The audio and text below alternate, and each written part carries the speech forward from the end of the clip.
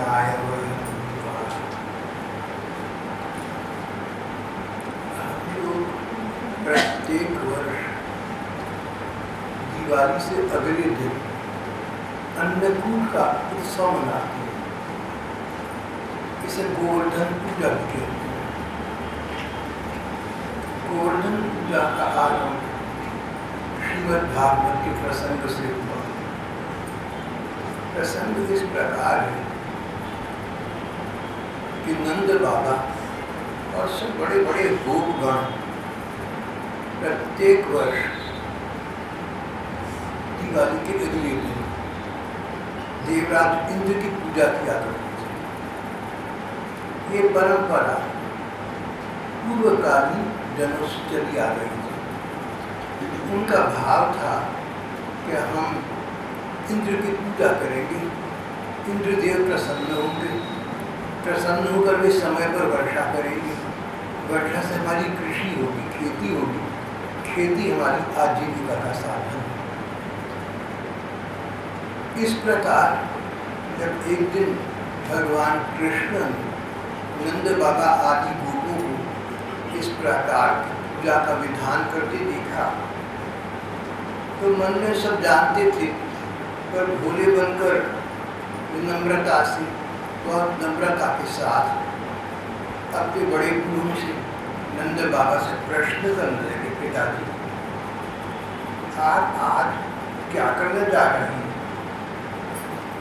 कौन सा उत्सव आप पहुंचा है? इसका फल क्या है? किस उद्देश्य से ये कार्य हम लोग कर रहे हैं? विचार स्पष्ट है। जीवन में तुम कुछ करो, उत्सव मनाओ, कोई काम करो, उसका कोई लक्ष्य तो हो, कोई उद्देश्य तो हो। बिना लक्ष्य के, बिना उद्देश्य के, बिना बात के कुछ करना समय का नाश। उद्देश्य पूर्ति और लक्ष्य सिद्धि प्रत्येक प्रयास प्रत्येक प्रकार के प्रयत्न में होनी चाहिए।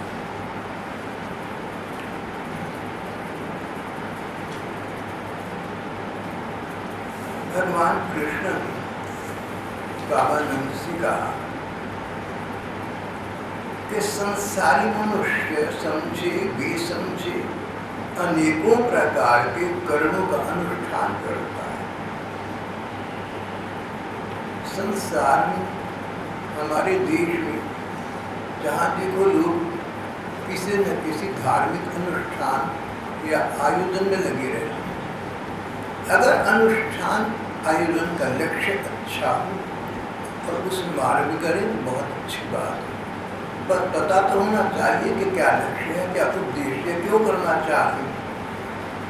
समझे बेसमझे कर्मों का अनुष्ठान करना ना समझिए। ज्ञात्वा ज्ञात्वा च कर्माणि जनो यमनुष्ठिष्यति विदुषः कर्म सिद्धि त्याग तथा ना विदुषु भवेत्। उद्देश्य जानकर किए गए कार्य से जो सफलता मिलती है, बिना सोचे बिना उद्देश्य जाने किए गए काम से वो सफलता प्राप्त नहीं हो सकती। पिताजी आप लोग जो कुछ करने जा रही हैं, मैं जानना चाहता हूँ कि सब क्या है।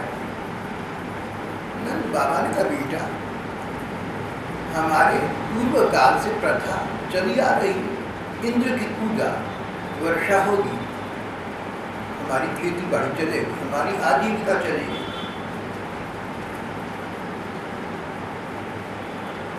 भगवान ने कहा पिताजी आप क्या कह रहे हैं, मैं समझा नहीं। प्राणी अपने कर्म के अनुसार जन्म लेता है, कर्म के अनुसार एक दिन मृत्यु को प्राप्त हो जाता है। कर्म के अनुसार सुख दुख मिलते हैं, भय और मंगल के निमित्तों की प्राप्ति होती है। यदि कर्मों को ही सब कुछ न मानकर उससे भिन्न जीवों के कर्म का फल देने वाला ईश्वर मांगा भी जाए तो वह कर्म करने वालों को ही उनके कर्म के अनुसार फल दे सकता है। कर्मतारम भजते सु, कर्म न करने वालों पर तो उसकी प्रभुता नहीं चल सकती।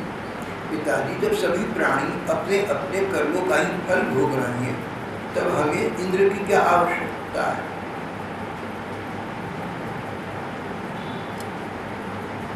पूर्व संस्कार के अनुसार, पूर्व जन्मों के कर्मों के अनुसार हमें अनेक सुख दुख प्राप्त होंगे, उनको भी बदल नहीं सकती। तो उन इंद्र से या देवताओं से हमारा क्या प्रयोजन? मनुष्य अपने पूर्व जन्म के कर्मों के अधीन है। सारा जगत इसी स्वभाव में स्थित है। पिताजी, सच बात यह है कि कर्म ही गुरु है, कर्म ही ईश्वर। शत्रुमित्र उदासीना कर्मैव गुरु ईश्वर। कर्मैव गुरु ईश्वर। कर्म ही गुरु है, गुरु कर्म ही ईश्वर। सब कुछ अपना कर्म है। इसमें कोई क्या कर सकता है? कोई तीसरी सत्ता आपके लिए कुछ नहीं कर सकता। कोई कहे कि संत महात्मा कर देंगे, कोई कहे देवता कर देंगे, कोई कहे तीर्थ कर देंगे। नहीं, अपना कर्म है। ये बड़ी महत्वपूर्ण बात भगवान ने कही। लोग समझे ना समझे अनेक प्रकार के धर्म कर्म का अनुष्ठान करते हैं। उनका वांछित फल प्राप्त होता है नहीं होता ये नहीं देखते। नहीं होता तो ये भी नहीं सोचते कि फल प्राप्त क्यों नहीं हुआ। कोई कमी होगी, हमारी कमी है, समझे बेसमझे कर्म। ये समझना कि देवता और संत महात्मा हमारे लिए कुछ कर सकते हैं। देवता तो कुछ भी नहीं कर सकते। संत महात्मा हमें उस मार्ग का दर्शन करा सकती हैं जिस पर चलकर हम भगवान तक पहुंच जाए। पर कोई कहे कि देवता संत महात्मा भाग्य बदल देंगे, सुखों को दुख में बदल देंगे, दुखों को सुख में बदल देंगे, कोई शाप भी देंगे, कोई वरदान भी देंगे। इस प्रकार का सिद्धांत व्यापक स्तर पर नहीं चलता। भगवान ने इसके स्पष्ट कहा, कर्मैव गुरु ईश्वर। कर्म ही गुरु है, कर्म ही ईश्वर है। तस्मात् संपूजयेत् कर्म। इसके पिताजी, मनुष्य को चाहिए संपूजयेत् कर्म।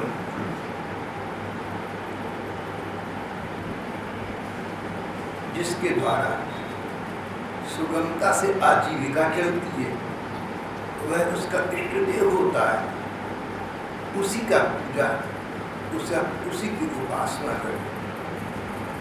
अपनी आजीविका चलाने वाले एक देवता को छोड़कर जो लोग किसी दूसरे की उपासना करते हैं, उससे उन्हें कभी सुख नहीं मिलता। आजीविका चलाने वाले भगवान है, आजीविका चलाने वाले पिछले कर्म है।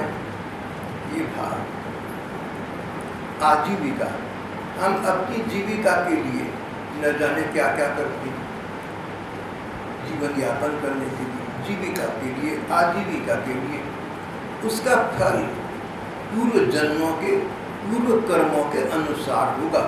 इसमें कोई देवता नहीं कुछ कर सकते, इसमें बाहरी सत्ता कुछ नहीं कर सकती।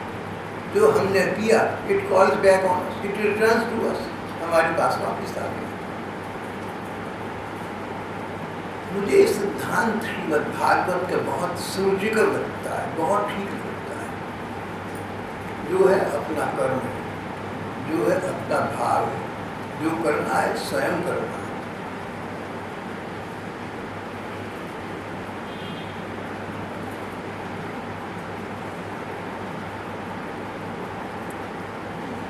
कर्मों के फल से मेघगण जल बरसाते हैं, उसी से अन्न और अन्न से ही सब जीवों की जीविका चलती है। भला इसमें इंद्र का क्या लेना देना है? महेंद्र किम करिष्यति महेंद्र, इंद्रदेव। महेंद्र किम करिष्यति देवता, इंद्र इसमें क्या करेंगे? आप जो देवराज इंद्र की पूजा कर रहे हैं, ये समझदारी की बात है, इसकी आवश्यकता नहीं। वह इंद्र भला हमारा क्या कर सकता है?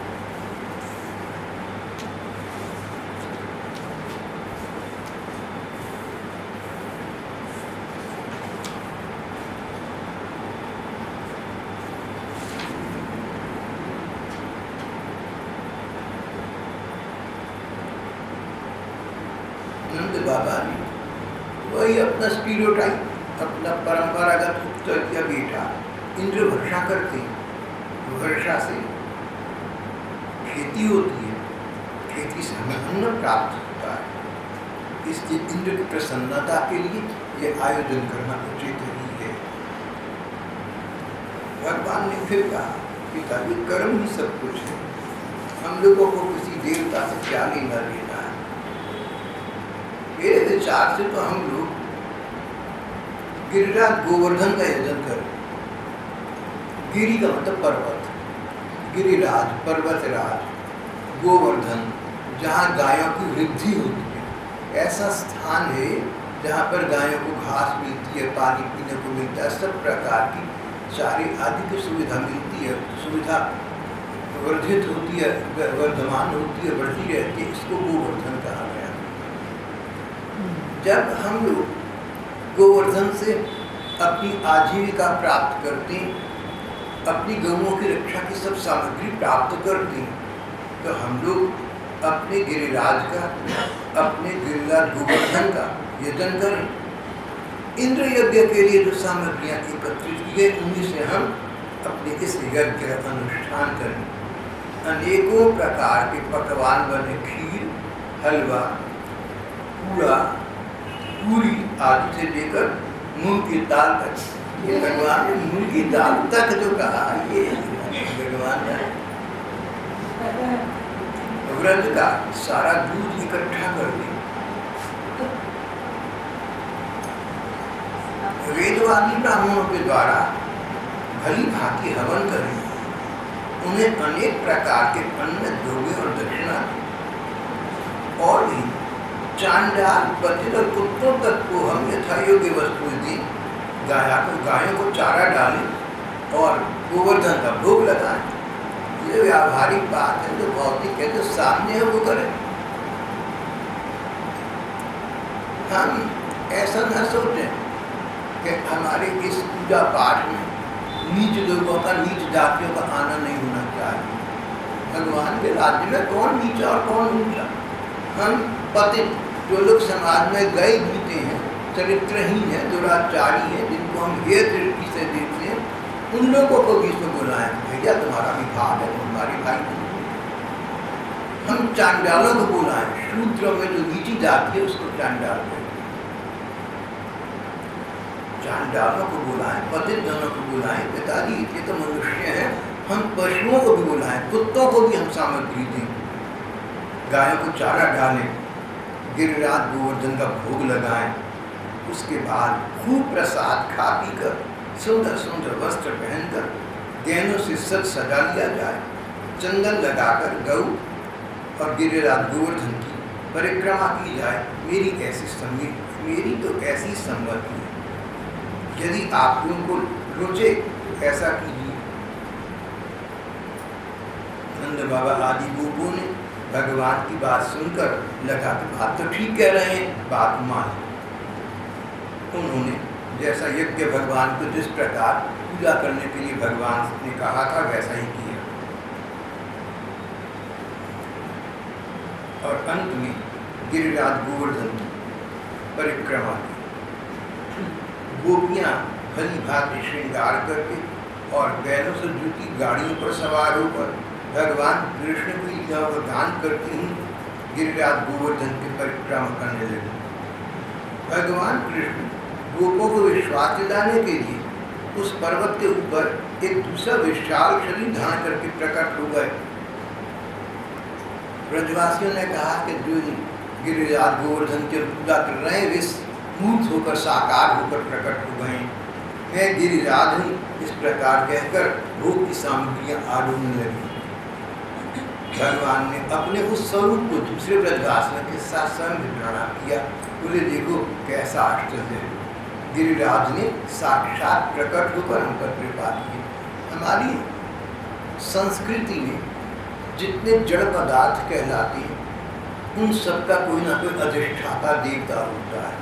जंगल, नदी, पहाड़, समुद्र, भले ही इनमें जान नहीं मानी जाती पर ये किसी न किसी देवता के अंतर्गत होते हैं, ऐसा हमारी धर्म ग्रंथ कहते हैं। अगर इनकी प्रकार से पूजा आराधना की जाए तो ये सब साक्षात प्रकट होकर उस पूजा को स्वीकार कर लेते थे और वर प्रदान किया करते थे। भगवान स्वयं गिरिराज के देवता के रूप में प्रकट हुए। बोले देखो कैसा आश्चर्य है, गोवर्धन ने कृपा करके हम पर कैसी, गोवर्धन गिरिराज प्रकट होकर हम पर कैसी कृपा की है, ये चाहे जैसा वो रूप धारण कर सकते हैं। भगवान का ये वाक्य बड़ा गहरा और श्रीशात्मक है। ये गोवर्धन के ये देवता जैसा चाहे रूप धारण कर ले। कदाचित मन का भाव ये था ये तो मेरा ही रूप है, इस रूप में यहाँ है, अन्य रूपों में और अनेक काम किए। भगवान के अनेक रूप एक ही समय में या अनेक कालखंड में हो सकती हैं। आओ अपना और गौओं का कल्याण करने के लिए हम इन गिरिराज को प्रणाम करें। भगवान कृष्ण की प्रेरणा से नंद बाबा आदि बड़े बूढ़े भूपों ने गिरिराज गोवर्धन, गौ और वेदवान ब्राह्मणों का विधि पूर्वक पूजन किया। फिर श्री कृष्ण के साथ व्रज भी लौट आए। इंद्र ने ये सब देखा, मेरी पूजा बंद हो गई तो बड़ा क्रोध हुआ। जिन लोगों को पूजा चढ़ावा पांव पुजवाई की आदत पड़ गई है, रोक दिया जाए तो अभिमान में आकर बड़ा क्रोध करते हैं। इन बातों का बड़ा व्यसन है। पांव पुजवाना, दक्षिणा लेना, प्रतिष्ठा, ये व्यसन है, लते हैं सभी। इनकी आदत बड़ी जल्दी पड़ जाती है। शुरू में तो ऐसा होता है कि एक व्यक्ति ने आकर किसी महात्मा से कहा कि मैं आपको 100 रुपये महीना देना चाहता हूँ, मेरी नौकरी लग गई। बोले भैया त्यागी आदमी, हमने क्या करना है, आग्रह किया तो मान गए। अब हर 1 महीने के बाद 100 रुपया आने लगा तो सोचा भाइयों इसके हिसाब से थोड़ा सा अपना बजट बना लीजिए, बन गया, वो चलने लगा। 2 साल के बाद किसी कारण से उस व्यक्ति ने ये पैसे भेजने बंद कर दिए। अब महात्मा को ये ना विचार आया कि देखो भैया इसने अब तक कितना किया हमारे लिए, नहीं तो हमारा तो बजट था ही, चलो अब जहाँ भी है भगवान भला करी। ये विचार नहीं आएगा। विचार प्रायः ये आएगा, बड़ा गलत बात है, अपने आप तो सिर्फ माथा टेक रहा था, पहले तो करिए पैसे भेजूंगा, जब हमने हाँ कर ली 2 बरस भी नहीं बंद कर दिए, ठीक आदमी नहीं। अभिमान आ जाएगा, क्रोध आ जाएगा। इसलिए जहाँ तक हो सके पाँव नहीं पुजवानी चाहिए, चढ़ावा नहीं लेना चाहिए, प्रतिष्ठा ग्रास मत करना।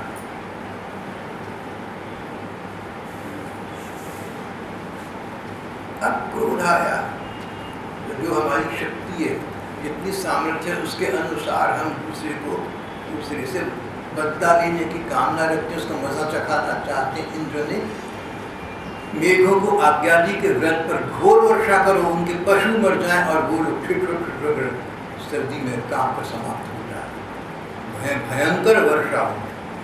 सब व्रतवासी घबरा गए। आंधी तूफान ओले, भयंकर प्रलयंकर वर्षा। भगवान ने कहा व्रजवासियों आपको चिंता न करें, मैं इस गोवर्धन पर्वत को अपने हाथ पर उठा लेता हूँ। भगवान ने गोवर्धन पर्वत को देखते देखते 1 अंगुली पर उठा लिया। एक चमत्कारी घटना, एक पर्वत को पृथ्वी से उखाड़ना, एक पर्वत को पृथ्वी से उखाड़ना पहली बात, उसको उठाना दूसरी बात, 1 अंगुली पर 7 दिन और 7 रात लिए खड़े रहना, आश्चर्य हो गया। जब पर्वत को उखाड़कर अपनी अंगुली पर खड़ा कर लिया तो गड्ढा बन गया था, उस गड्ढे में पानी न घुसा। भगवान की विचित्र चमत्कारी अपने भक्तों को समझाने के लिए, उनकी संरक्षण के लिए लोग चमत्कार भी दिखा देते हैं। तो भगवान ने व्रजवासियों से कहा चिंता मत करो, इस गड्ढे में सब लोग आ जाओ, इसमें पानी नहीं आएगा, सचमुच सारा ब्रज, सारे ब्रजवासी इतने बड़े गढ़े में स्थान पर आकर गोवर्धन गिरिराज की छतरी बनी हुई नीचे खड़े हो गए। चारों ओर वर्षा हो रही है, इन पर कोई प्रभाव। ब्रजवासियों ने कदाचित सोचा कि इस कृष्ण में किसी देवता का अनुष्ठान, लगता है कि हमारे इस लड़के में कोई देवता आ जाता है। बड़े बड़े दैत्य तभी तो इस्तेमाल की, छकड़ा गिरा दिया। तो आज इसने देवता आ गया। देखो इसने पर्वत को एक उंगली पर उठा रखा है।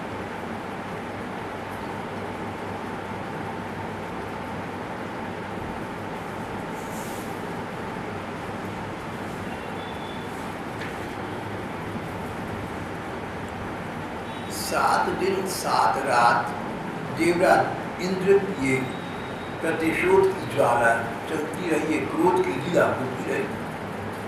पर जब देखा कि जिस बालक के कहने से मेरी पूजा बंद की गई, उस बालक ने इस गिरिराज गोवर्धन को 1 सप्ताह तक एक उंगली पर उठाए रखा है, तो याद आ गया हम देवता नहीं तो भगवान से प्रार्थना की थी कि आप अवतार लेकर आए, पृथ्वी का सुधार करें। देवराज को पश्चाताप, मैंने बहुत भूल कर दी। ये तो भगवान जो करते हैं ठीक करते हैं। इंद्र भगवान के पास गए और उनसे क्षमा मांगी। अब तक भगवान सब प्राणियों को देखते देखते खेल खेल में ही गिरिराज को पूर्ववत उसके स्थान पर रख चुके थे।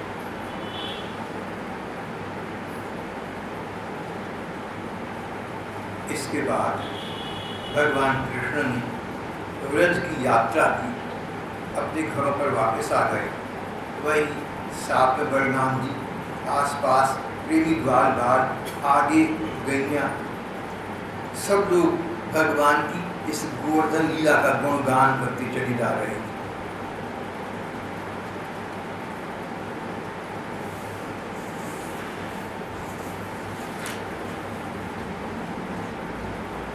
जब भगवान ने गिरिराज गोवर्धन को धारण करके मूसलाधार वर्षा से ब्रज को बचा लिया, तब देवराज इंद्र उनके पास अपने अपराध की क्षमा मांगने के लिए आए। बड़े लज्जित थे। एकांत स्थान में भगवान के पास जाकर भगवान के चरणों का स्पर्श किया। भगवान ने देखा कि इंद्र का अभिमान जाता रहा।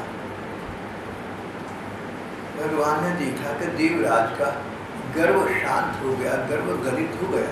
तो बोले, जो व्यक्ति भूल करे और भूल को समझ ले कि मैंने भूल की है, क्षमा मांगे, बात समाप्त कर देनी चाहिए। सुबह का भूला, शाम को घर लौटा तो भूला नहीं कहलाता। अपराधी व्यक्ति अपराध की क्षमा याचना सच्चे मन से करे तो अपराधी नहीं कहलाता। भगवान ने देवराज इंद्र से कहा कि देवराज, मैंने आपके ही सुख के लिए, आपके आत्यंतिक कल्याण के लिए ये लीला की है।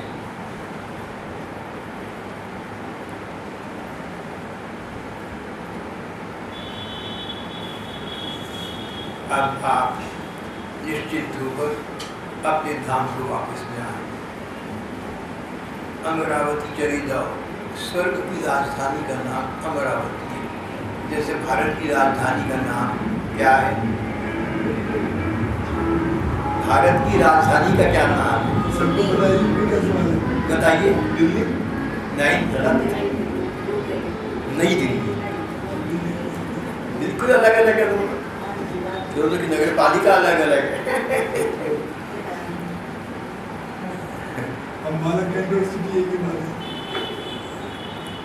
हमारे लिए है जो यहाँ रहती है, लेकिन जो बाहर के लोग नक्शा दिखेंगे तो एक बात नहीं, दोनों का स्टेशन अलग, दोनों के अधिकारी अलग, दोनों का कर विभाग अलग, दोनों का सब कुछ अलग अलग। अब दिल्ली तो राज्य बन गया ना, तो उसमें जो शहर है उनमें दिल्ली और नई दिल्ली दोनों की अलग अलग गिनती है। जैसे हम लोग यही कहते हैं कि दिल्ली भारत की राजधानी है, हम सभी कहते हैं, मैं भी कहता हूँ, लेकिन कई बार मैंने पढ़ा था कि जो निश्चित शब्द है, एग्जैक्ट वर्ड है, वो दिल्ली नहीं है, नई दिल्ली है। जैसे देवराज इंद्र का अभिमान छूगा, भैया महाराम जी कर दोगे।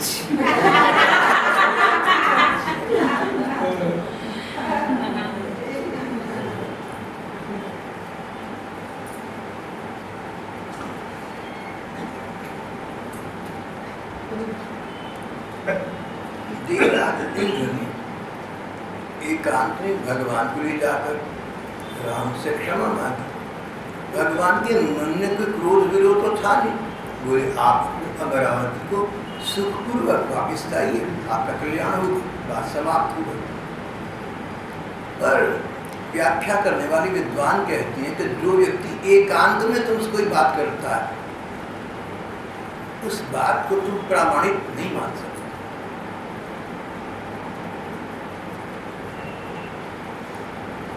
जो बात चार जनों के सामने नहीं हुई, उसका प्रमाण क्या?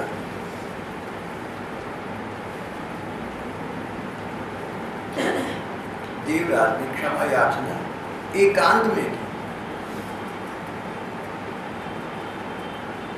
बहुत आगे जाकर एक अन्य प्रसंग आता है। भगवान का विवाह सत्यभामा जी से हो चुका था। एक बार भगवान सत्यभामा जी को लेकर देवराज इंद्र के अमरावती में राजधानी में गए। बड़ा स्वागत सत्कार हुआ। पूछा कुछ आप हमसे उपहार लीजिए। सत्यभामा जी ने कहा कि मुझे यहाँ का कल्प वृक्ष चाहिए। कल्प वृक्ष देवताओं की वस्तु थी, स्वर्ग की वस्तु है। देवराज इंद्र की पत्नी शची रानी को क्रोध आ गया। बोले आखिर तुम मानव हो, मनुष्य हो, देवताओं की चीज पर निकाह कैसा रखते हो? ये नहीं मेरे। देवराज इंद्र ने अपनी पत्नी का साथ लिया।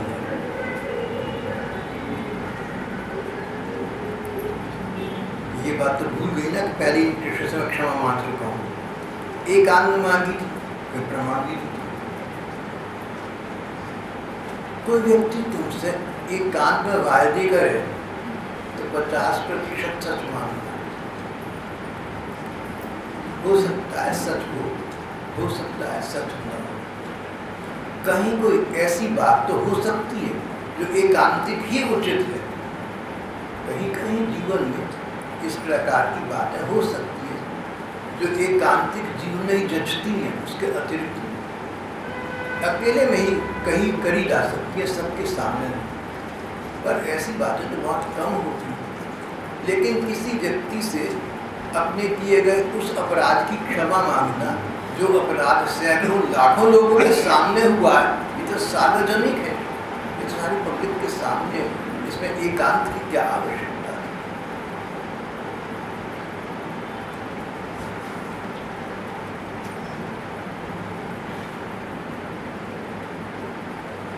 स्वर्ग की जो गाय है उनमें एक प्रधान गैया का नाम कामधेनु है। धेनु को तो गाय, काम का मतलब कामना पूरी करने वाला। जो गैया कोई कामना करो तो उसे पूरा कर दे, उसको कामधेनु कहते हैं।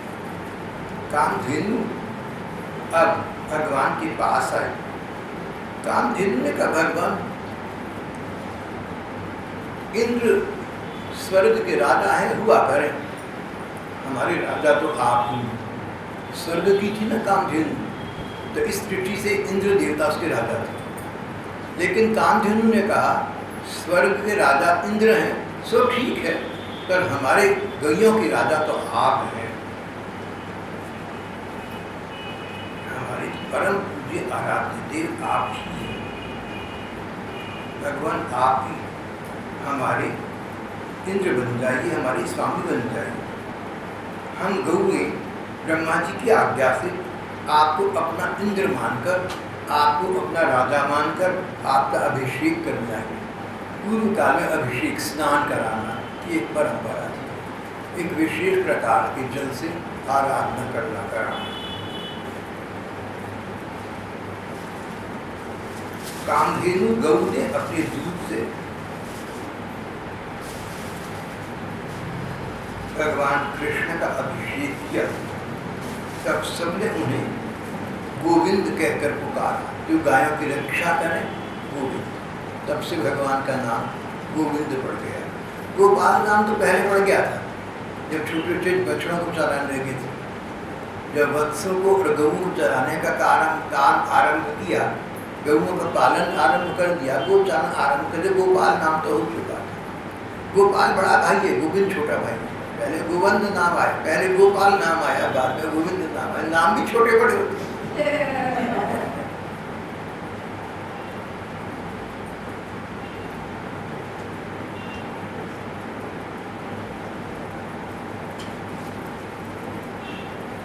जब इस प्रकार भगवान का अभिषेक किया गया, एक उत्सव मनाया गया, हर्ष उल्लास उमंग का पर्व मनाया गया, तो उसे देखने के लिए नारद जी और अनेक ऋषि मुनि वहाँ आ गए।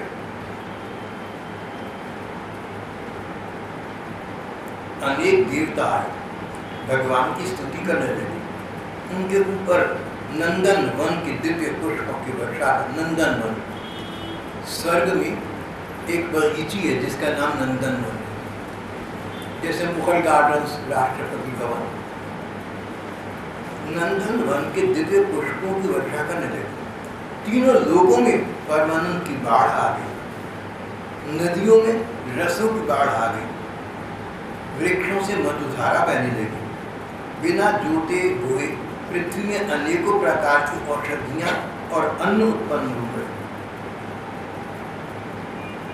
भगवान कृष्ण का पूजन होने से ये सब बातें तो हुई, ये तो अपने स्थान पर है, लेकिन एक ऐसा लाभ हुआ जो सभी ने देखा, for all the world to see. उसको चमत्कार हम नहीं मानते जो कुछ श्रद्धालु लोगों के लिए हो या अकेले में हो। चमत्कार वही माना जाएगा जो नास्तिकों के सामने हो, जो भगवान को नहीं मानते उनके सामने तब तक चमत्कार। तो एक यहाँ पर चमत्कार हुआ, सबके सामने हुआ। चमत्कार ये कि जब भगवान की पूजा की गई, देखते देखते जो जीव स्वभाव से क्रूर थे वे वैरहीन हो गए, उनमें परस्पर मित्रता हो गई। शेर और बकरी एक घाट पर पानी पी रही थी। शेर जा रहा था दहाड़ता हुआ जमुना जी तक पानी पीने। बकरी जी की बेटा डरता है कि क्या तुम मेरे बेटी है, चल मेरे साथ तुम ही पानी दो। पहले उसको पानी पिलाया, फिर दूध दिया। सारे शत्रु पशुओं मित्रता हो गई, सबके चेहरे सौम्य हो गए। शेर चीते के चेहरे सौम्य हो गए, शांत हो गए, खूंखार न रहे। उनमें भी मित्रता हो गई। सुखदेव जी ने भी शब्द पर बड़ा बल दिया है। उनमें भी, अरे भगवान के पूजा पाठ का प्रभाव तो पशुओं तक भी पड़ता है। वैर छोड़कर प्रेमी बन जाते हैं। हम तो मनुष्य हैं, हमारी परस्पर प्रेम भाव उदित होना चाहिए। अगर हमारा एक दूसरे से वैर है तो वो प्रेम बदल जाना चाहिए। प्रेम को घृणा से जीता जा सकता है। दोबारा कहूँगा, घृणा को प्रेम से जीता जा सकता है। अगर किसी का हमसे वैर हो, उस वैर को हम क्षमा से जीत सकते हैं, प्यार से जीत सकते हैं, सेवा से जीत सकते हैं। प्रयत्न यही होना चाहिए। फिर भी किसी की समझ बात में आए तो आपका दोष, हमारा दोष नहीं है। अपना प्रयत्न यही होना चाहिए। यहाँ पर एक बहुत गहरा भगवान की प्रेमा भक्ति का सिद्धांत सामने आ गया। पहले रेडियो पर एक गीत बजा करता था, कुछ ऐसा कि समझने वाली समझ गई, हाँ, ना समझे वो अनाड़ी है। बिल्कुल ये बात यहाँ लागू मुझे तो लगता है कि रेडियो की गाड़ी भागवत गीता पर बहुत लागू। यहाँ पर सुखदेव जी ने बस एक वाक्य छोटा सा कह दिया सारी कथा के अंत में। भगवान के पूजा प्रेम का प्रभाव, जो जीव स्वभाव से भी क्रूर है, निर्दय है, वे भी वैरहीन हो गए, उनमें भी मित्रता हो गई। फिर मनुष्यों में अगर मित्रता नहीं है तो भक्ति भाव नहीं।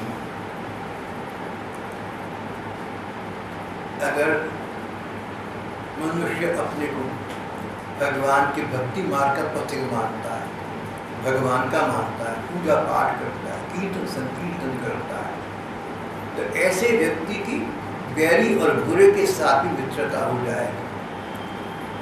अब आज के युग में हम ऐसा तो नहीं कह सकते कि सब लोगों के साथ मित्रता करना आसान है। कई लोग ऐसे होते हैं कितना भी अच्छा करे जाओ, नहीं उनका मन मानता या उनका कोई स्वार्थ है, इसलिए वो तुम्हारी प्रेम को स्वीकार नहीं करना चाहते। लेकिन ऐसे अपवाद हैं सारा समाज में, सभी लोगों में, और ये तो बड़ी बातें हैं ना। लेकिन छोटी मोटी बातों में, नित्य प्रति के जीवन में, आपस में बहन भाई यहाँ बैठे इस संग में और बाहर इतनी संसार चल रहा है, इष्ट मित्रों से आप मिलते हैं, हमारे जो एक दूसरे के संबंध है उनमें किसी प्रकार के क्रोध विरोध का भाव आना नहीं चाहिए। आपस में हम लोगों में, कम से कम हम लोगों में, देखो कोई ऐसी संपत्ति तो नहीं जहाँ घटने वाली है। यहाँ किसी को क्या मिलना है? जो यहाँ के भाई बहनों का संबंध है राम नाम को लेकर।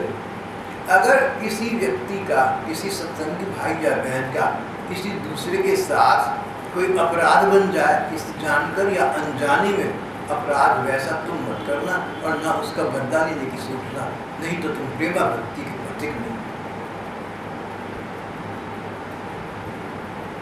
आपस में छोटी छोटी बात में तैश में आना, आवेश आक्रोश में आना, उत्तेजित होना, ऐसा वाक्य बोलना दूसरे के दिल के अंदर चुभा चला जाए, किसी को छोटा दिखाना, बात बात में ये दिखाना कि मुझे ज़्यादा पता है, तुम तो मूर्ख हो, तुम्हें नहीं पता, किसी को उपेक्षा न करना। भगवान का भक्ति मार्ग सबके लिए, पर सब में उन लोगों के लिए जो बैरी के साथ बैर न करें, बुरे के साथ बुराई न करें। अपना प्रयत्न ये हो कि हमारी बैरी और बुरे लोग भी हमसे प्रसन्न रहें, अपना प्रयत्न ये हो। फिर भी अगर कोई बुरा न माने, फिर भी कोई अगर बुरा माने, आपकी बात को न माने, फिर भी कोई आपका क्रोध विरोध करे, तो आप ये तो सोच सकते हैं कि अंतर्यामी भगवान जो आपके मन मंदिर में निवास करते हैं, आपके मन की सच्चाई को जानते हैं, आप भगवान के सामने सच्चे हैं।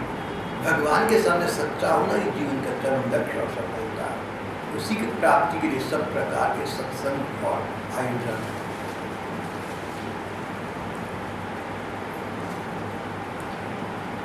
भगवान कृष्ण का जन्म होने पर जो जीव स्वभाव से क्रूर थे वे भी बैरहीन हो गए, उनमें भी मित्रता हो गई।